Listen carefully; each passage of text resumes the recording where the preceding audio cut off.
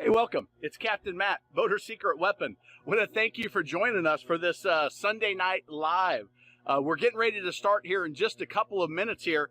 We'll start about 8:30, but I wanted to welcome you. If you've never been to a live, here's what you can expect. Just go ahead and chat in your comment section, whether you're on Facebook, whether you're on YouTube. Just ask your question, leave your comment there, and then as we go through the time, I just kind of scroll down all the comments and I try to answer them. Now, if it's something that I need to ask you a question, I may ask you a question and just put it in the chat again, and I'll come back and I'll get that information so I can give you a more personalized response, something that's going to really add value for you. This is just something I do. One, it's great fun. I really enjoy it. It's helpful for the community, just sharing my knowledge. Now, one thing that you need to know, I don't know everything about boats. I know a lot about boats.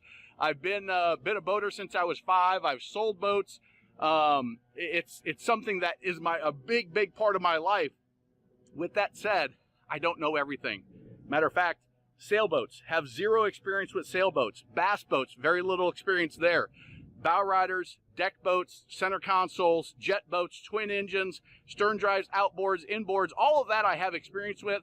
And if I have an answer, I'll give you my best answer. If I don't have an answer, I'll try to give you a resource that will be valuable for you. If I have an opinion, I'll try to give you that opinion, but let you know this is what I think, not what I absolutely know. So I look forward to it. Here's a little video intro that a subscriber made for me. Thanks, Bo. And we'll see you on the live when it kicks off here in just a moment.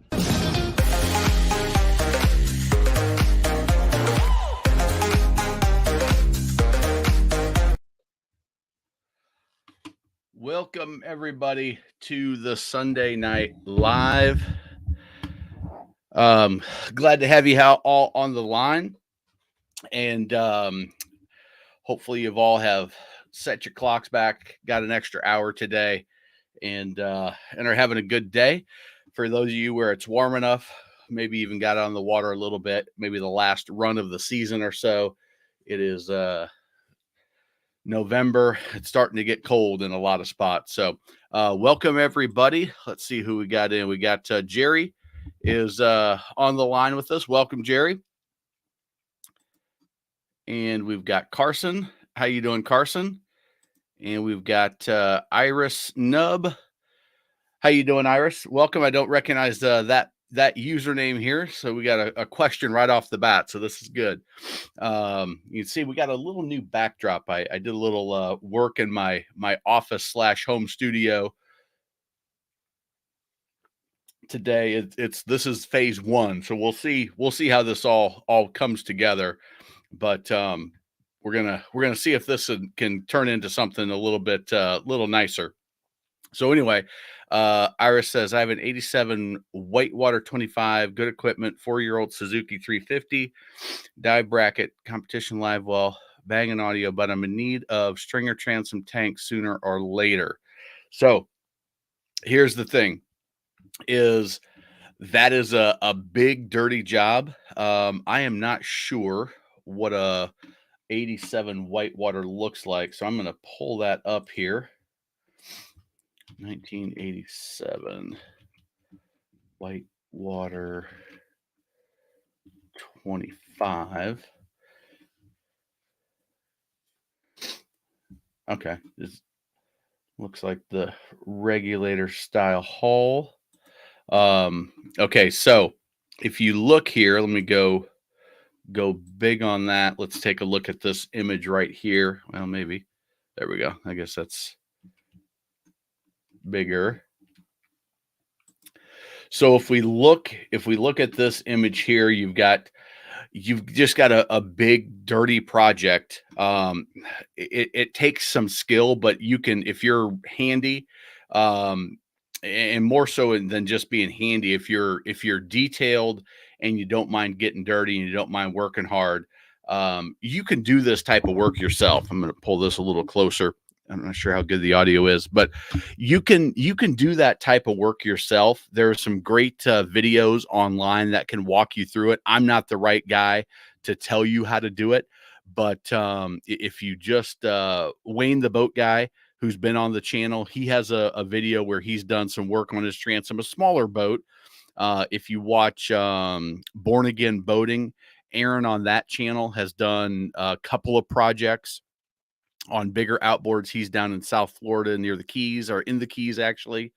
You also can watch if you've never done any fiberglass work before, and that's probably the hardest piece, is you're gonna have to pull everything up and rebuild from scratch.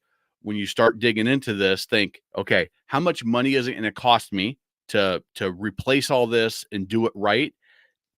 And how much is the boat going to be worth?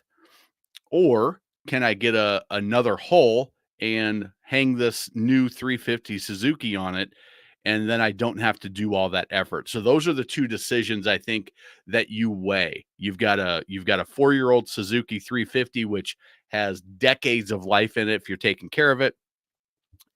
Do you want to sink several $1,000s?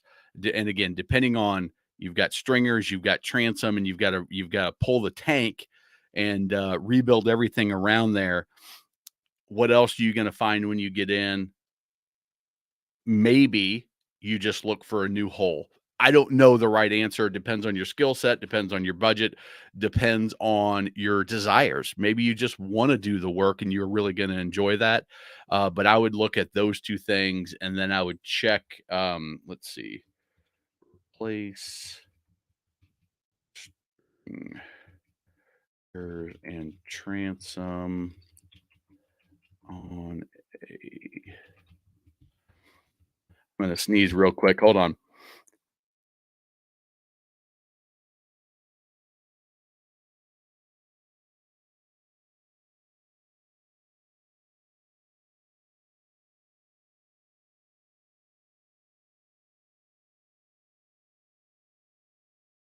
All right, my sneeze isn't happening. So, all right. So, if you go, there's another guy that I watch. He's got a not a boating YouTube channel, but he does some boating stuff. But you can see, um, here we go. This is the one. Boatworks Today. Andy at Boatworks Today has another great channel. And cutting out, replacing a section of fiberglass stringer. So he'll walk you through. Look at it. He's got a respirator on, and he's just getting started. As you get deeper and deeper into the project, it gets dirtier and dirtier, and then comes the ability to lay up fiberglass. Come on in and say hi if you want to. So that would be my, like, go watch some of those videos. We got a quick visitor here before she gets to bed for school tomorrow. Hi. All right. Clean up the bathroom in bed, okay? Right. Love you. Right. So I know I'm working on my background. It's a work in progress still. I can tell. All right. Love you. Hey, close that curtain behind you so there's a little gap in it. You can see behind the curtain. All right. Thank you. Love you. So I would watch a couple of those videos, just sort of do a deep dive, what you're getting yourself into, and then make the decision. Okay, price it out on a 25. Figure in a little bit of extra cushion, because you're going to run into something, maybe a wiring issue. You're going to make some mistakes. Maybe, something's going to happen that's going to cost you a little bit more than what your initial budget is. Just make sure then you can make a smart decision. Am I better off investing 40K? Yeah. Yeah. So that would be, and it doesn't even have to be a new hull, but find something that's maybe in the 90s or the 2000s that you like that hull design. And then find one that maybe the work's already been done, or it's got a solid transom, solid stringers. When you start to get into a 40-year-old boat, well, then you may have to replace the tank. You may have to pull the whole floor up anyway, even if the stringers are solid. Easier project, but still a project. And anytime you pull something old apart, you're going to find things in there that you don't necessarily want to find, and then you're going to have to fix it. Otherwise, you've got nothing. So just watch several of these videos. Andy's are great. Watch Aaron's Born Again Boating. I know he's done a couple, and there's several other just boaters that aren't expert experts in refurbing and restoring boats. So watch theirs, and you'll see the holy crap. You know, there's one I wish I knew which his channel was.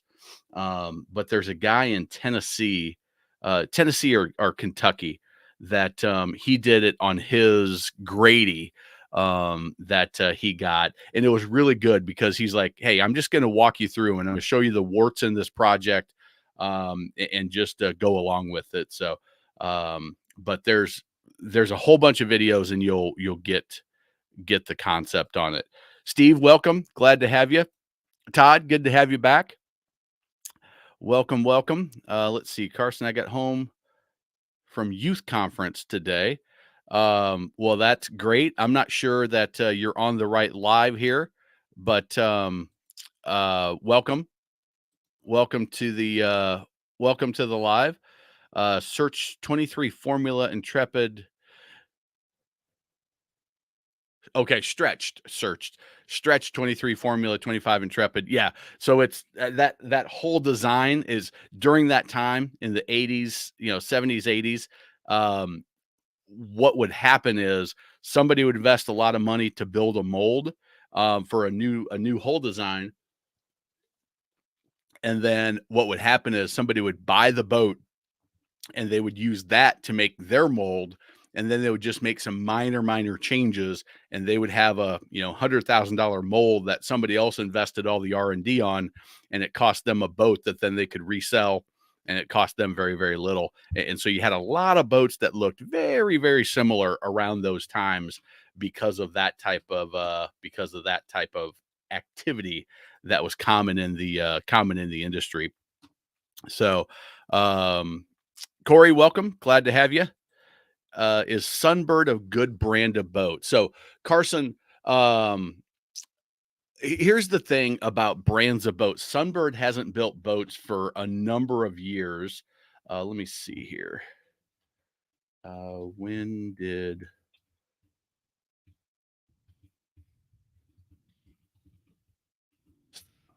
building? 98. Okay, so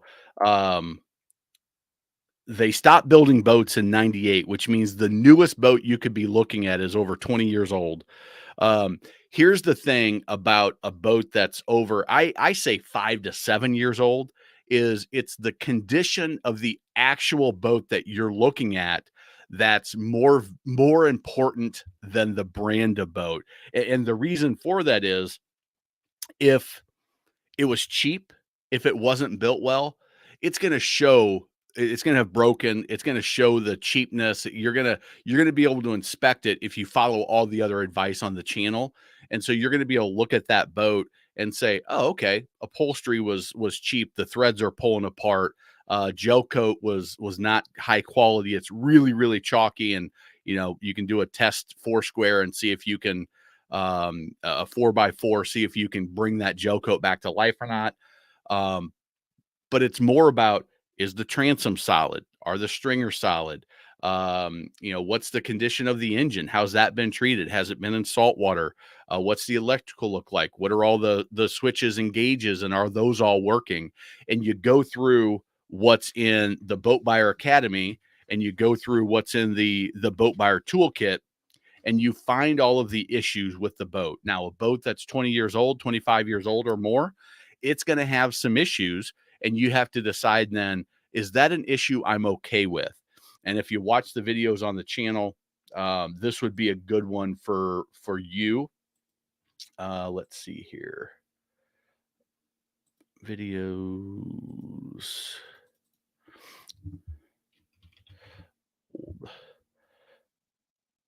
So watch Boats Not to Buy, watch that video, and then watch Tips for Buying an Older Boat. This video will walk you through, hey, these are some of the pitfalls that you can come across when you're buying something older.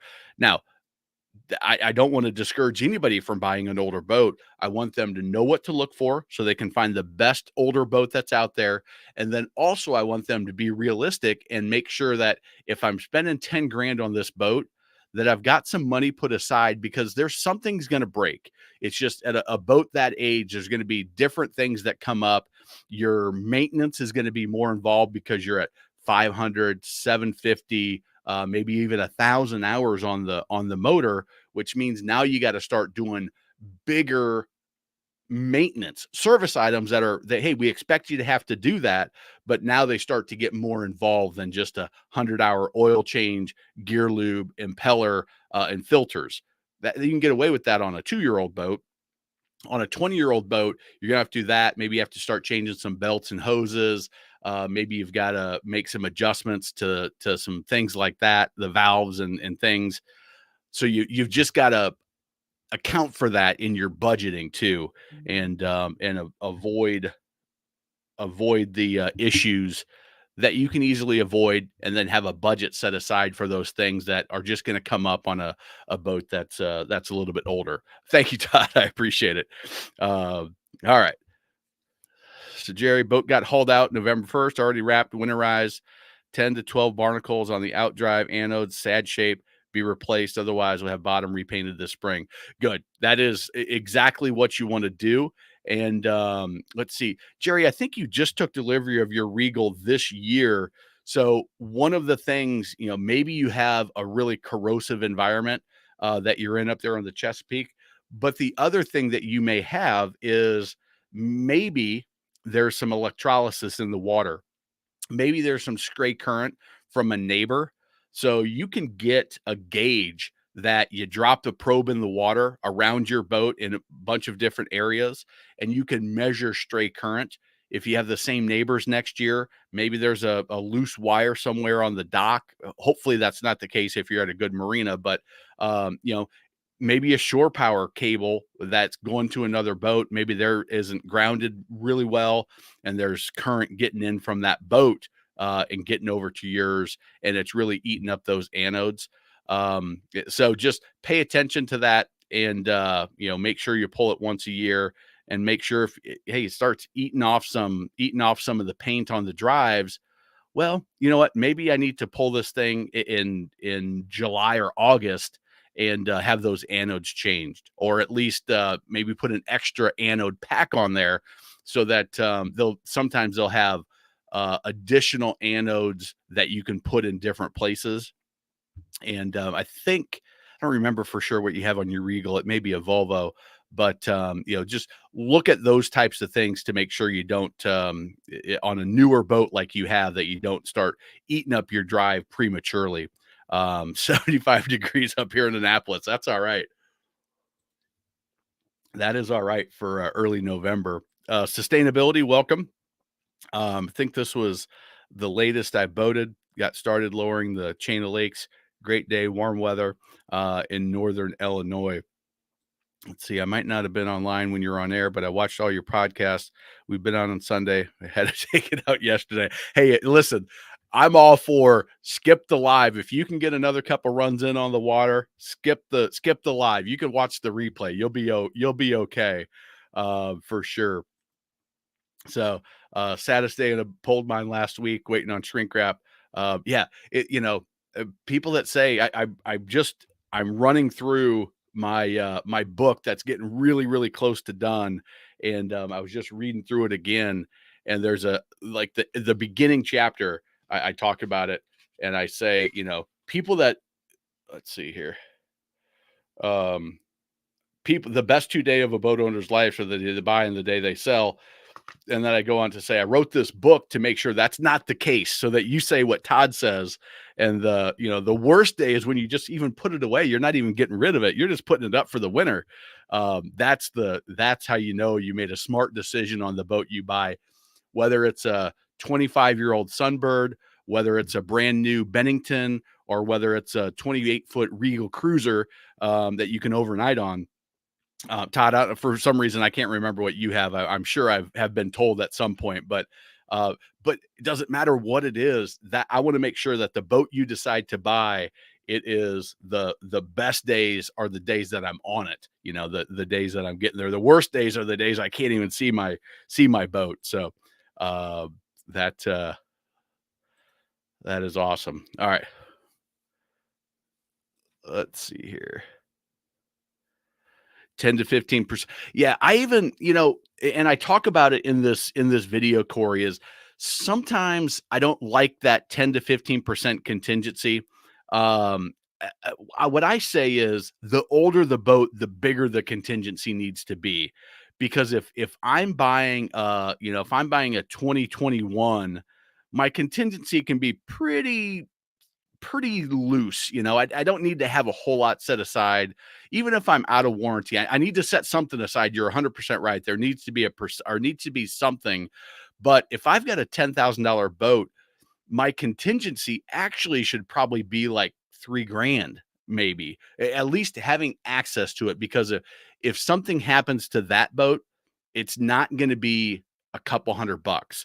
If something happens to your 98 Sunbird, it's going to be a lot more expensive than if something happens to a 2000 in a lot of cases. It just because the repairs are going to be more involved. Like I said about tearing into an old boat, if you pull the flooring up on an old boat, you're going to find things in there that you're like, crap, now that needs to be fixed. It's the same thing when you start tearing into a 25-year-old motor.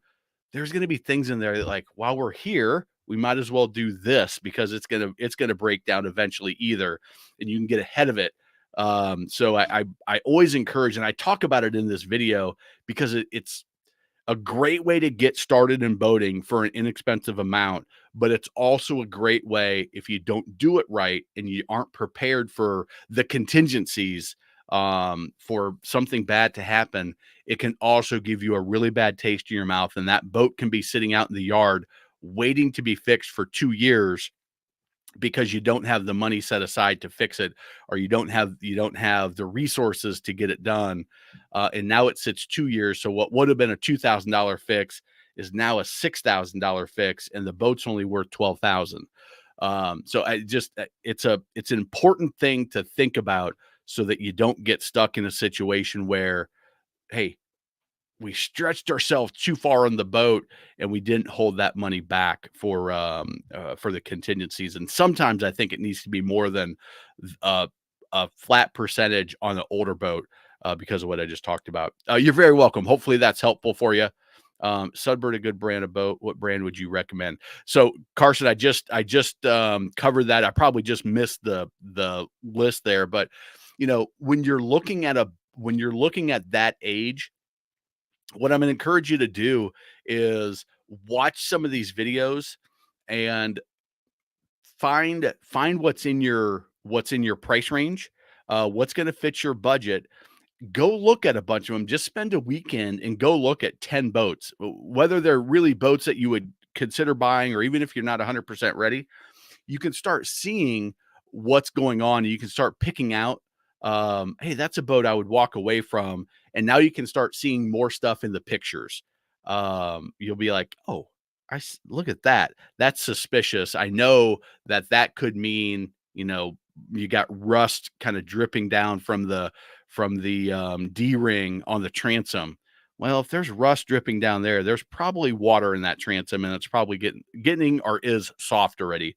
Little things like that you'll be able to identify. So when you do get serious about it, so, hey, look at a Sunbird, look at a Bayliner, look at a Sea Ray, look at a Cobalt, look at whatever, but what your budget is gonna tell you. And then if you're near saltwater, I would say on that old of a boat, I would say stay fresh water. There's going to be fewer issues that come up, and don't get. We talked about it last week on the live. Don't get all starry-eyed about a boat you find in South Florida, because man, it's a 23-footer, and I didn't think I could afford a boat that big. Well, that's because that boat's probably got a good number of issues. So, April here, before we know it, Captain Matt come up here in Annapolis next season, have a gathering with him and Wayne the boat guy. That would be awesome. That would be super fun.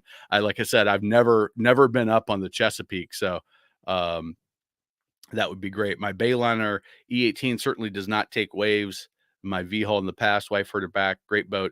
Certainly not. Yeah. So anytime I did a video on this, oh shoot. I think it's my center console video. Um, I should probably do this video. Here, this how to buy a used center console. And let me see if I can find that section. Oh man,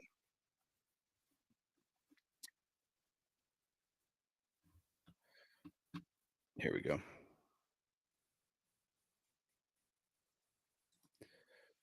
So when you look at ride quality, let me go bigger on this because this is important. And I should probably do a video just on this concept. The dead rise is the angle of the V hull. So the sharper that angle, so the bigger this angle here, the smoother that boat's going to ride in rough chop. So that Bayliner Element has much more of a flat bottom. Matter of fact, it's almost got in the old days, like the boat I grew up on, a tri hull. And but if you look at the back, that's really an area that'll tell you how smooth it's going to ride. The entry, if you look at it from the bow, that's going to tell you how it's going to slice through the big chop. But if you look at the back end of the boat, and it's got a flat bottom, it's going to be a lot more stable. It's not going to rock as much in the waves, but you're going to feel all of the pounding. So you said you came from V hulls in the past. Well, just think of that slicing through.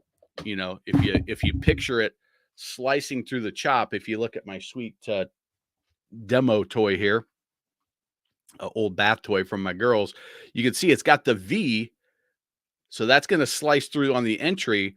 But if you look at it from the back, it's nearly flat. That's how your Element looks. Is your Element has a little bit of a V up front. It's kind of got some a little tri-hull, not exactly a tri-hull, but that look to it up front, which gives it the big wide bow.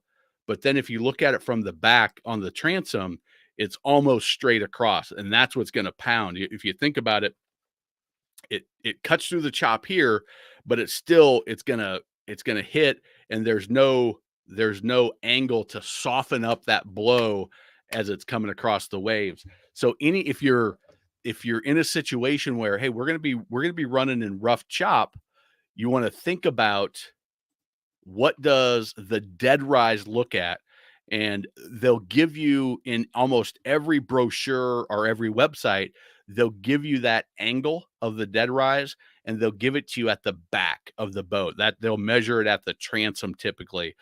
And something like the probably the whitewater that we talked about earlier about the from Iris Nub is, that dead rise is probably 20 something, 24, maybe not, but in the 20s, you get down to that Bayliner Element, and that dead rise, I don't know what it is, but it's going to be probably in 10, 12 degrees. So that's gonna be a big, it's gonna have a big impact on the ride. And again, it's why I say, hey, if you're going to buy a boat, go out and run it. But don't just go run it in smooth water. Follow the demo that I talk about in the Boat Buyers Academy, where you go and you stir that water up. You do a bunch of figure eights and get that all chopped up nice and slow. So you got some big wakes. You come back out, way around, and then you just cut through the middle of that at 3/4 throttle with some trim, and feel, how's this boat gonna handle a choppy Saturday on the water if the wind picks up, depending on where we are. And that is, for somebody, if you've got a bad back or comfort is important to you, those kind of things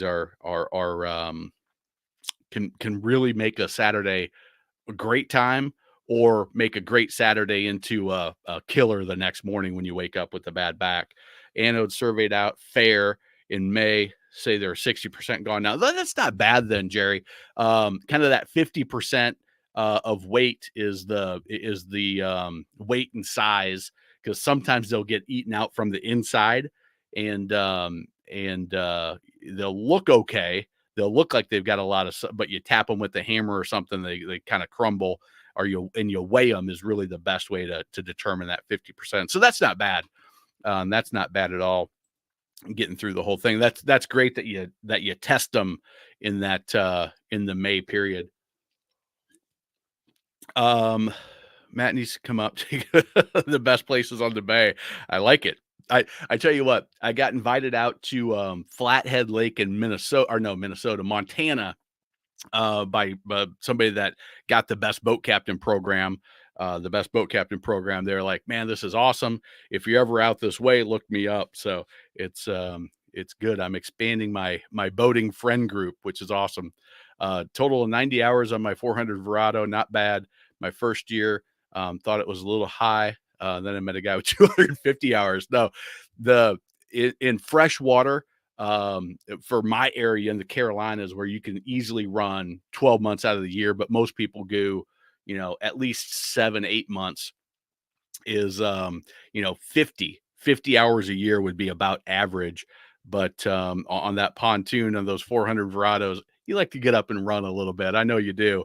But 250 hours that's usually, you see that with like wake boats, because they're running all the time. They're surfing, for 8 hours a day, and they can get up into the several hundred. You also see it with guys on the coast that run offshore and troll. They do a lot of troll, and their engines are always on. And some guys say, you know what, I'm just not going to turn my engine off when I'm out, when I'm, a couple miles offshore or more. Because an engine that's running is more likely to stay running. An engine that turns off, those are the ones that don't start sometimes. So they tend to get a few more hours on them as well. Storm brewing off Florida's East Coast. High winds this week prevent a lot of activity on the water, including delivery of it. Oh no! So Tom had or has, it sounds like currently still does, has a Sea Ray bow rider, and he decided to upgrade and move over to a pontoon. He's in Central Florida, and so the hurricanes already passed them a couple weeks ago, and now we got another one. I saw that. I'm in a Facebook group where it's tracking hurricanes, and I saw that there was some they called them a spaghetti map. I'd never heard that before, but this is where our projections of where it could go. And yeah, I saw one was potentially the same path that we just had Ian go through. 30. Oh, that's right. You've got the 34 Sundance. We talked about you last week. That's one of my favorite Sea Rays. Those 34 dancers are just a great layout, a huge with the big wide beam that they got. That's a good set. Yeah. So that and a 34 dancer and a 28 Regal is probably a pretty good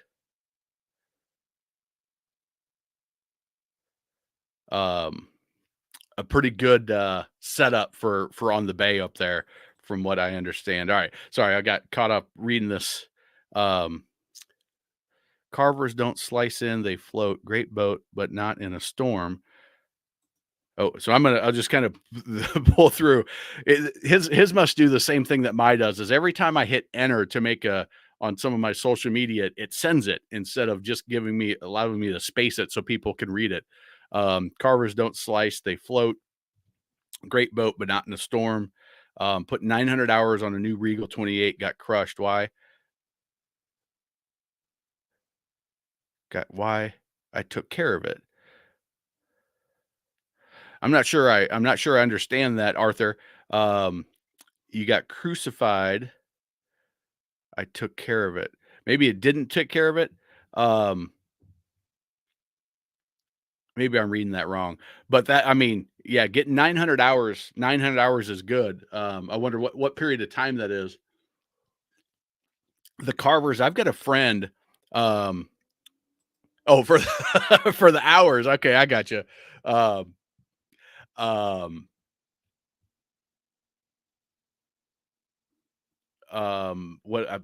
Sorry, I've got all sorts of comments. Yeah, I was gonna say, if you got 900 hours on holy smokes. Okay, so there we go. That's the piece of information. 900 hours on a 5-year-old boat. That's getting after it. Are you Arthur? Are you a full-time cruiser? You got 2 boats, so that 900 hours and another boat that's got some hours on it too. That's the way it should be, Arthur. That's how you use a boat. You get, and you've only had it for 3 years, so it's 5 years old, but in 3 years, you got 900 hours,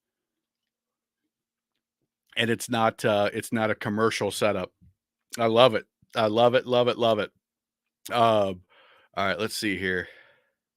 DC, Baltimore is an hour and a half flight from Charlotte. We have a spring boat show in April, May, a big boat show in October. Yeah, I'll probably be doing that same thing again this year is traveling around to boat shows. And one of the things on my list is to take my wife to a couple cool places to go look at boat shows, hang out a little bit, and hopefully see some brands that I don't see down here in the Carolinas.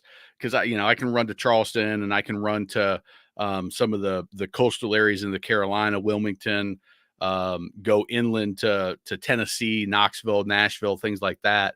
But I think I need to start getting up and down and maybe even out west to get a little bit more variety in the boats that I'm able to inspect and kind of expand my base of knowledge.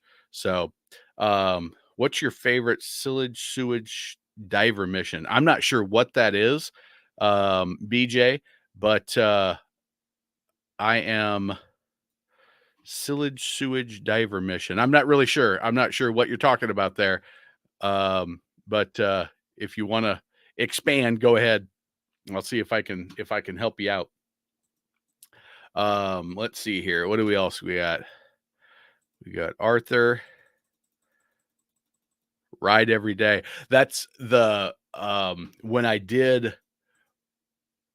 when I filmed the Confident Coastal Boater a couple months ago now with Captain Tim, he would always say his motto was salt every day. It was a good day if he could get on the water every day, and that was what he called salt every day. And getting on the water every day was a good day. But he's a commercial charter guy, and so he's got his what is it, 50-ton?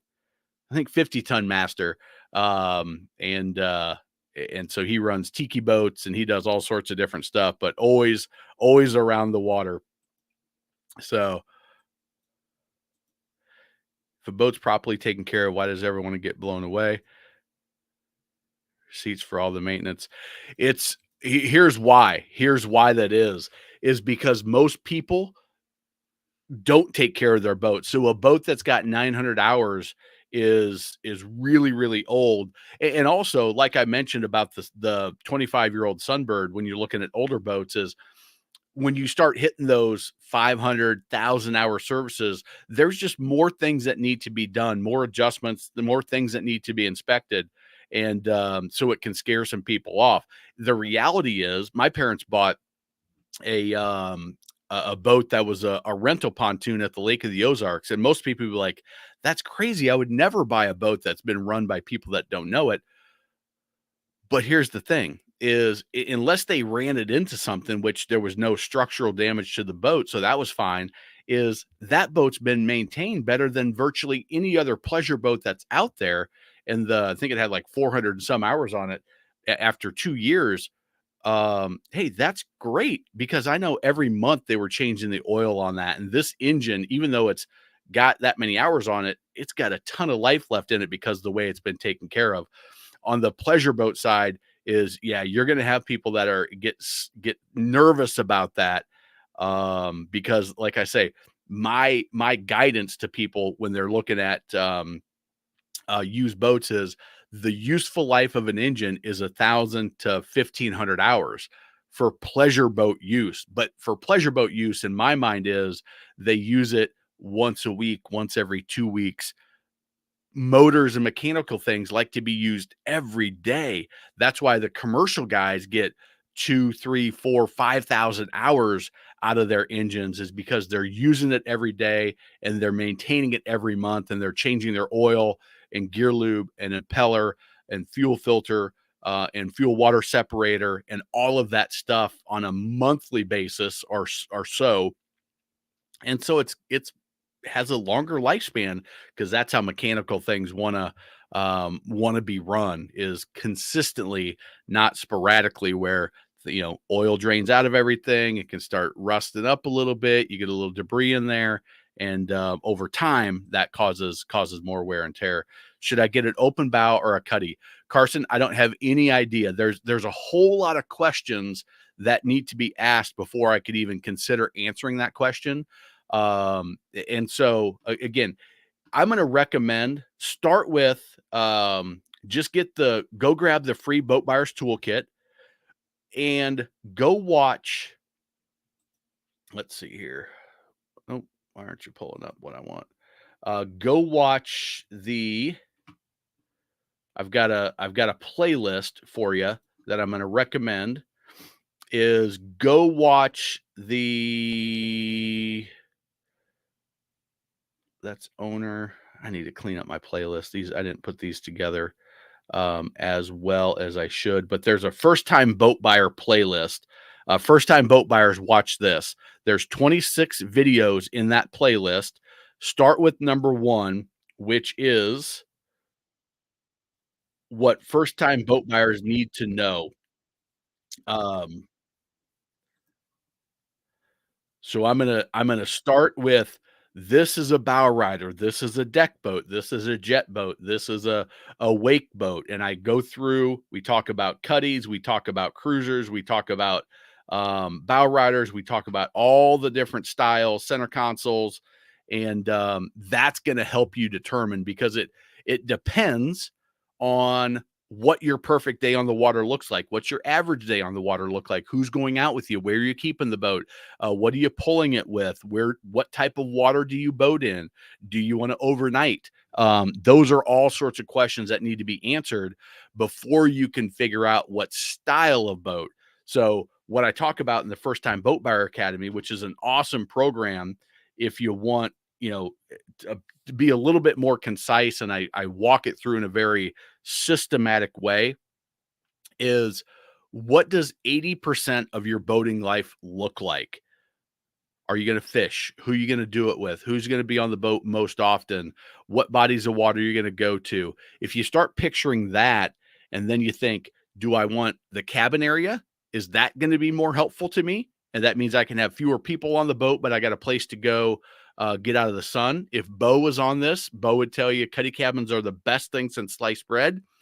He's up in Washington State, where it's a little bit cooler. Down here where I am in the Carolinas, that cuddy cabin is going to be unused 90% of the time because it's going to be so damn hot in there, and you don't have AC to cool it down. So it's not super useful in the hot climates. Some people love them. Some people hate them. Just depends.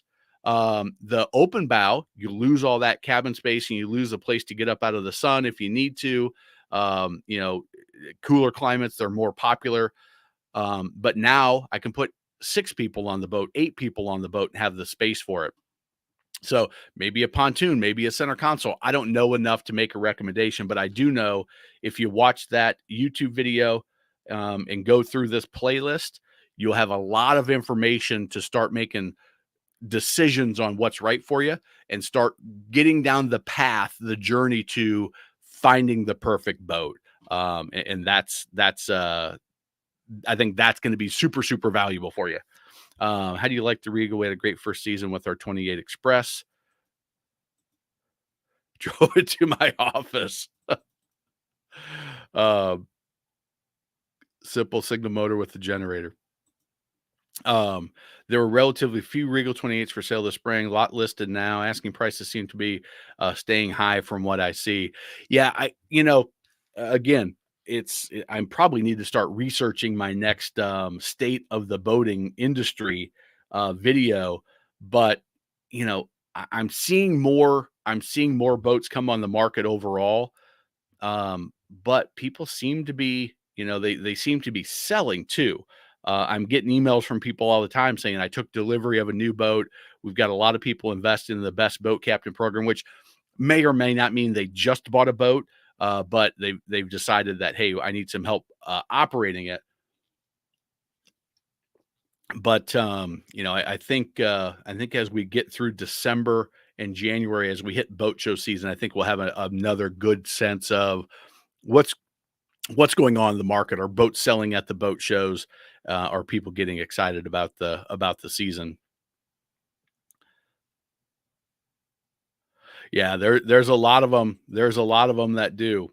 Um, so in your Arthur, in your situation, a diesel could be a great option because a diesel engine cost way more up front. That's why you don't start seeing diesels until you hit about that 40-foot mark.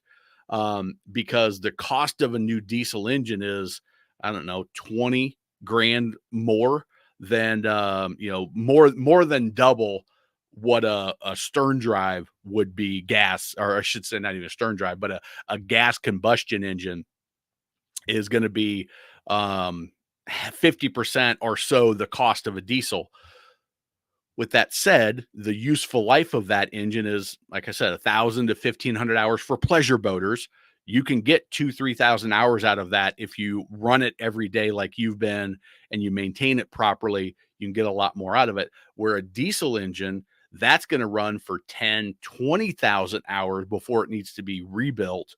And as long as you have access to diesel where you're running, so on the body of water, diesel can be a great choice, but you got to have access to it.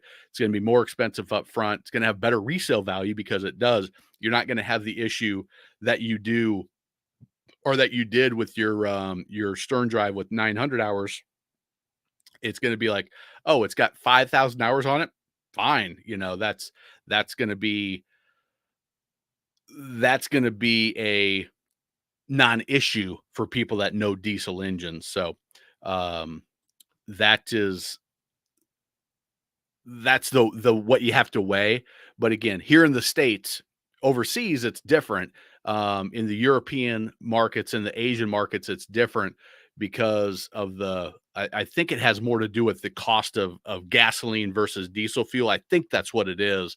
But they have a lot more diesel boats over there. But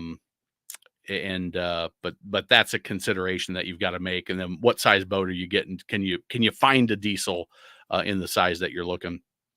Regal is actually, yeah, Regal's always had a nice cruiser. See so many Sea Rays out there. Like the fact Regals are not as common. Yeah, in that market up until a couple years ago when they stopped making anything bigger than 39, I think, and they shut down their sport yacht and yacht side. The Sea Ray cruisers were the dominant brand for decades in that express cruiser market. So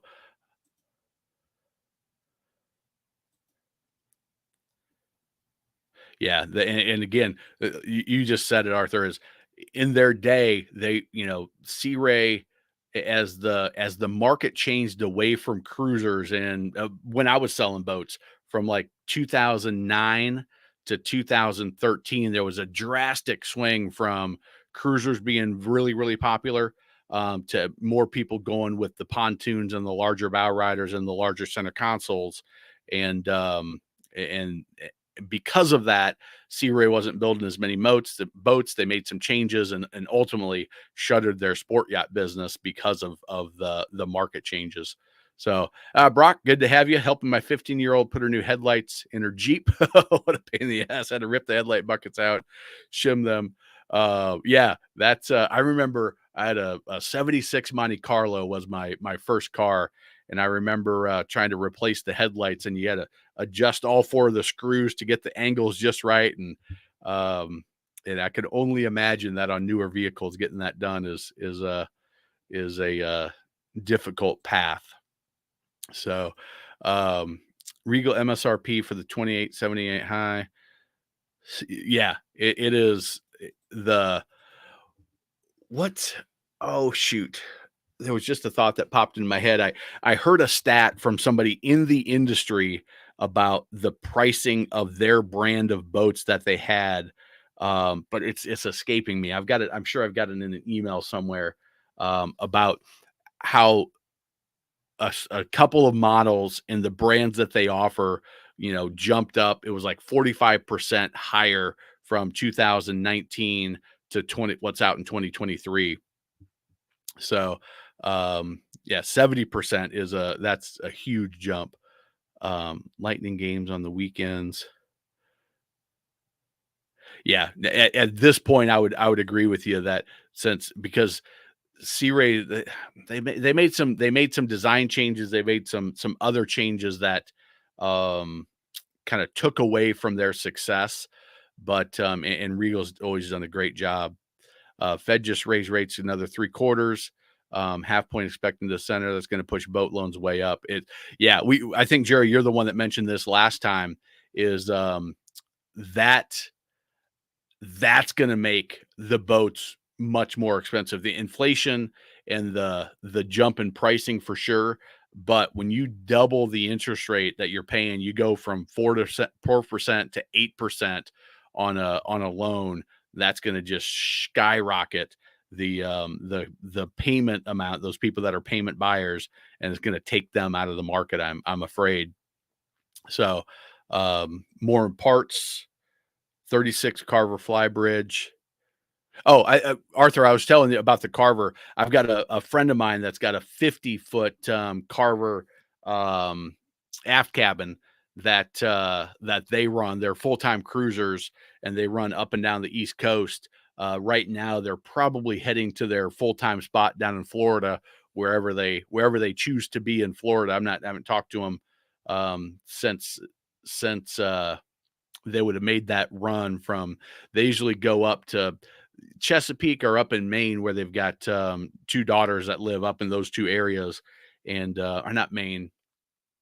Was it Maine? No, Rhode Island. Rhode Island is where it was, and to go visit family and spend some time. And then after the summer's over and it starts getting a little cooler, everybody's winterizing their boats, and they're making that couple week run down the coast and maybe stopping in some cool spots. But they've loved their boats. Diesels last much longer. And 40 foot is sort of that tipping point where the boats get expensive enough that the manufacturers will start putting diesels in. So 38, 39, 40, 41, 42 are almost all going to be diesel. 38 and under are almost always going to be gas. And somewhere in that middle range is where they start switching over.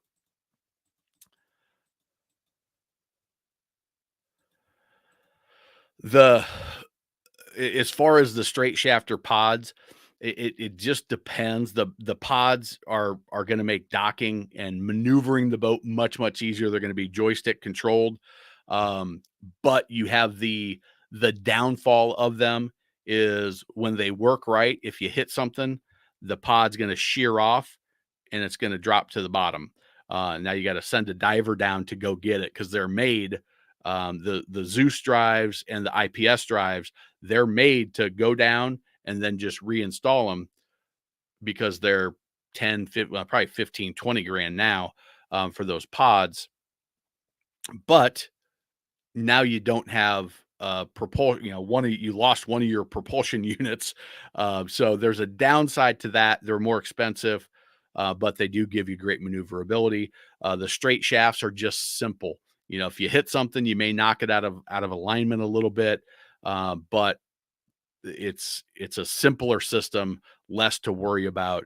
And I don't know that there's a right answer. If you're comfortable running your 34 Carver, you're probably with the straight shafts, you're probably going to be able to handle that just fine. And the pods will be unnecessary. But on a windy day, a lot of current, depending on how you're using it, they may be a good setup. They're also, the pods are going to be a little bit faster, but there might be more efficiency. You might be more fuel efficient with the straight shafts because you've got those big old brass propellers that are going to move that big heavy boat along. And again, with the diesels, you're going to have a lot of torque to get that thing going. So 4% per. Yeah, I remember you saying that on the last one. So the pods, there's definitely some downfall with the pods, as we talked about. People should pay cash. Here's the thing, Arthur, is they probably should, but life's short, and if you can do it comfortably and you can finance it and it works with your budget, you only live once. If you don't have the money, you're only going to get older. You're going to lose those opportunities with the kids. So yeah, that's probably the smart financial decision, is to just pay cash for your toys. But not everybody has that opportunity. And, I think there's a lot of people that have made a lot of great memories that finance their boats, and they made smart decisions with their other money. So, all right. All right, we're coming up here on an hour, and Arthur, it's great to have you. You are blowing up that chat, man. You're going crazy. I can't even keep up with it all. Let's see. I'll answer this last question here. We'll do the quick commercial, and I think we're going to call it quits. My wife, my mother-in-law is in town.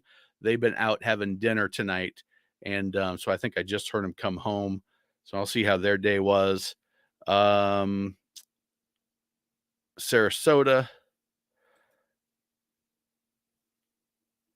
all for ease of docking. Yeah, but here's the thing. If you've not run boats before, it can be the difference between going out and not going out by having that pod drive. So, have you got to get your boat taken out?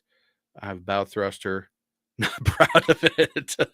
Hey, well, I saw a post by another guy that does training on bigger boats, and somebody was getting on that this guy had a stern thruster and a bow thruster.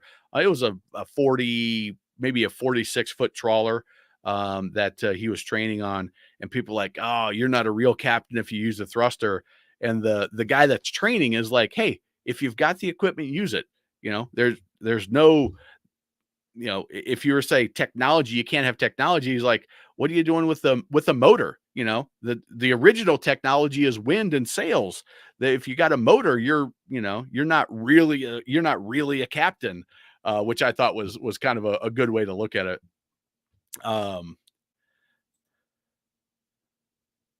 Just a few years older is okay. No, I'm not sure.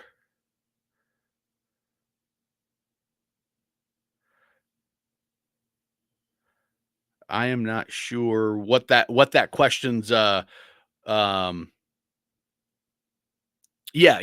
I think that's was talking about financing is, yeah, I'm a big believer in going pre-owned, to keep the budget down, but to get the size boat that you want and need, and going a couple years older to keep the investment down.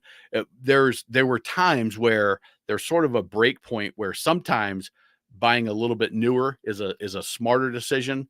Um, when you're financing, there's some break points, but that's why it's important to look at all of the options. So, all right, I'm going to put Arthur's comments on hold for a second, and I'm going to go into if you are looking to buy a boat, grab the free Boat Buyers Toolkit, 25 plus pages that is going to walk you through the checklist of how to demo a boat, how to inspect a boat, choosing the right style of boat, like we had talked about.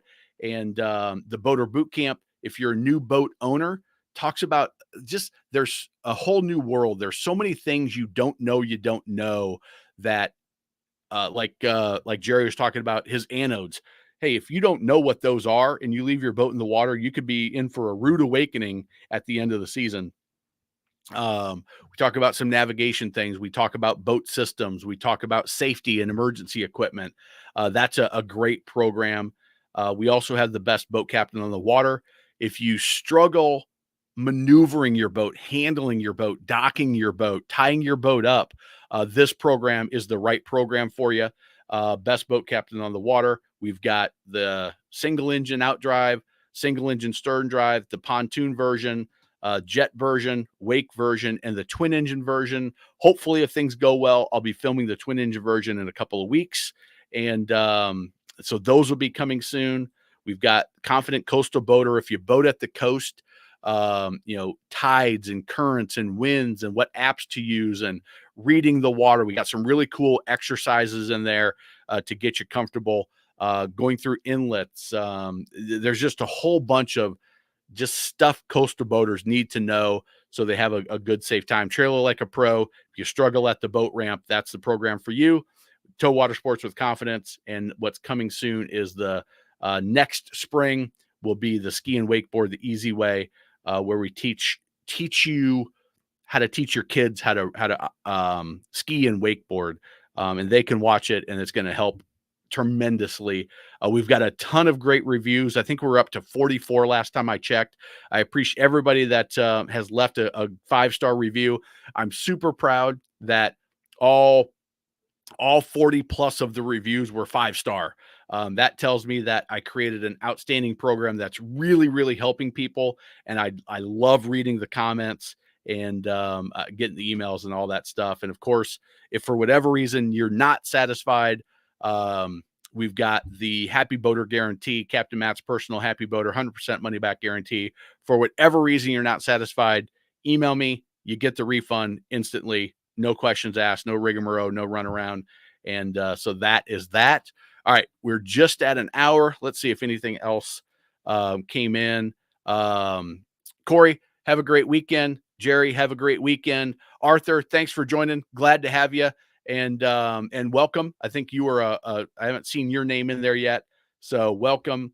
I appreciate it. And I would say that you are addicted to boats from all your comments. So thank you guys very much. We will see you the same time next weekend, 8:30 on Sunday. Appreciate it. Y'all have a good week.